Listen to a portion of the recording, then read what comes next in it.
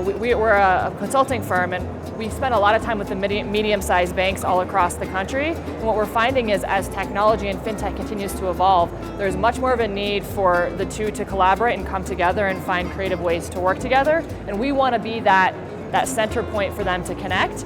And I have a vast experience with fintech side, so I'm excited to join and help bring the fintechs into the banks and build out the future of financial services. The company it's national, so the headquarters is in Phoenix, Arizona, but the team is spread because it's consulting. We are all over the country. So I am a big fan of Latin America. In my previous life, I used to work for BBVA, so I got a lot of exposure to the Latin American market, and I have always been fascinated with what's happening down here. I think markets, emerging markets and growing markets are always an interesting thing to do, and I love to take their learnings and things that are working well here and apply it to the United States, to Europe, to Southeast Asia. Just looking at everything from a global, holistic perspective, I believe is the best way to think about strategy, the best way to move forward, because there's lessons learned in all ways.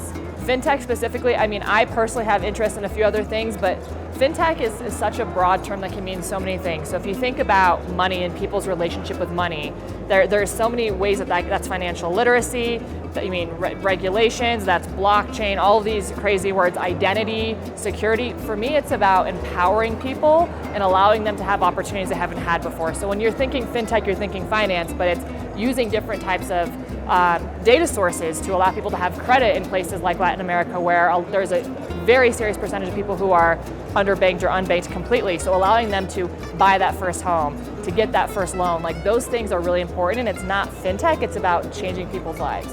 Fintech is huge right now. The amount of global investments is surpassed what it ever has been, Actually, it was interesting because I was sitting over at the investors' den earlier and we were having a conversation I asked the investors advice what they would give to startups, and a lot of it is you have this idea of, if you're in San Francisco or New York, for example, most of those entrepreneurs get the pick and choice of who they want because there's so much money out there, whereas here it's a little bit of the opposite, where they're really going and knocking on the door and begging, please invest in me. So I think that's going to continue to change over time, and as more and more entrepreneurs are created and companies are built here in Latin America, that's going to create opportunities for more investors, more angel investors, a lot of opportunities for people to co-collaborate. And then also, I believe that these fintech entrepreneurs, or entrepreneurs in general, not only in fintech in Latin America, really should look outside their market. It's great to dominate Colombia or Chile first, but it doesn't necessarily have to be Colombia then Peru. It could be Colombia then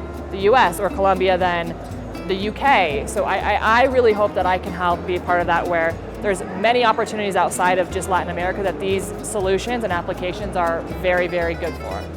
It means everything. I am a huge fan of the South Summit team. I've had the pleasure of being involved with them for a bit of time now, and it means a lot because I think you're starting to see a change now. There's a trend where we're very specifically focused on fintech, and fintech is starting to take off in Latin America. So now is the time to get here, and we want to be proactive and be one of the first that are here.